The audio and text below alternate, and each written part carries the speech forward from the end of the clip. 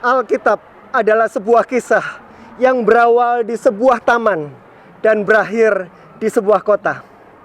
Roger Greenway, seorang pemikir, seorang teolog, seorang misiolog yang banyak menekuni tentang urban mission, menuliskan demikian. Alkitab mengajarkan kita bahwa dunia yang akan datang adalah dunia urban. Drama kisah penebusan yang dimulai di dalam sebuah taman akan berakhir di dalam sebuah kota, Yerusalem baru. Warga surga adalah warga urban yang dipersatukan oleh anugerah dari segala suku, bangsa, dan bahasa. Warga kota yang baru ini akan tinggal bersama dalam harmoni yang sempurna sebagai umat tebusan Tuhan, komunitas perjanjian barunya. Setan dan segala kejahatan akan diselesaikan sepenuhnya oleh Tuhan. Semua perbuatan-perbuatan dosa akan dihancurkan dan dihakimi.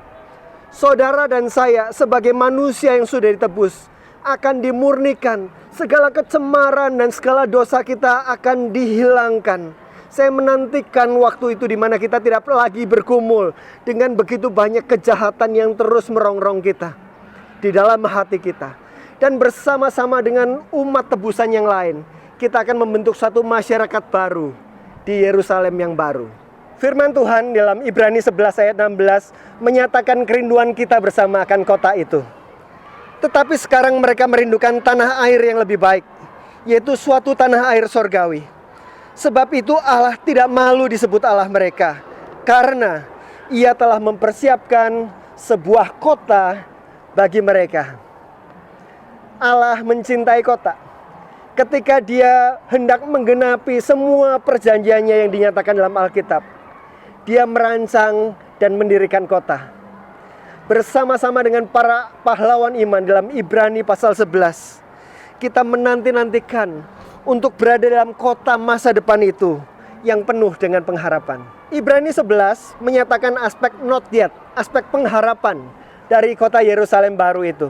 Tetapi menariknya, kalau kita membaca selanjutnya dalam Ibrani pasal 12, kita akan mendapati ayat 22 yang mengatakan demikian. Tetapi kamu sudah datang ke Bukit Sion, ke kota Allah yang hidup, Yerusalem surgawi. Dikatakan di sana kita sudah datang di dalam kota itu. Kita sudah menjadi warga dari kota Allah yang hidup, yang sudah mulai datang tetapi akan terus digenapi sampai kepenuhannya di dalam Yerusalem yang baru. Aspek already but not yet, sudah tetapi belum sepenuhnya tergenapi itu, membuat kita sebagai orang-orang percaya menjadi warga dua kota. Yang pertama, kita menjadi warga kota surgawi Yerusalem baru itu.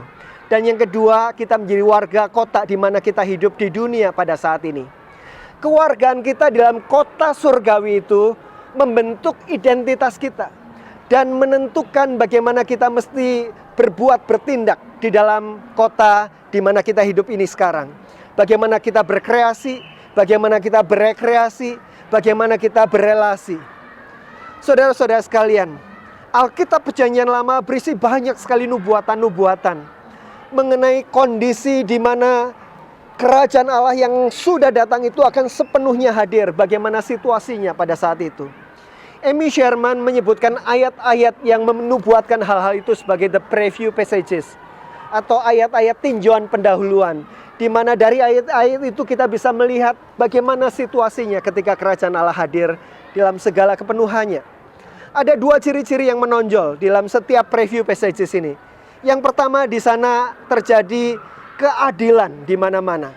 Yang kedua, terjadi kesejahteraan atau shalom di mana-mana. Yerusalem baru adalah kota di mana terjadi keadilan dan shalom di dalam semua aspek kehidupan. Shalom adalah sebuah kata dalam bahasa Ibrani yang sulit sekali diterjemahkan, tidak ada padanan katanya. Tetapi shalom mengandung beberapa unsur-unsur ini. Yang pertama, shalom mengandung unsur pertumbuhan atau perkembangan, flourishing. Situasi di mana kita bisa terus bertumbuh dan berkembang. Dan suasananya adalah suasana dalam segala kepenuhan, bukan kekurangan. Ada keutuhan, ada wholeness di dalamnya. Dan diwarnai dengan delight, dengan sukacita di dalam semua aspek kehidupan. Itulah shalom.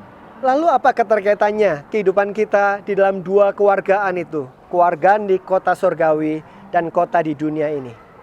Kehadiran kita di kota dunia ini merupakan foretaste, merupakan cicipan dari kehidupan yang nanti akan digenapkan sepenuhnya dalam kota yang akan datang.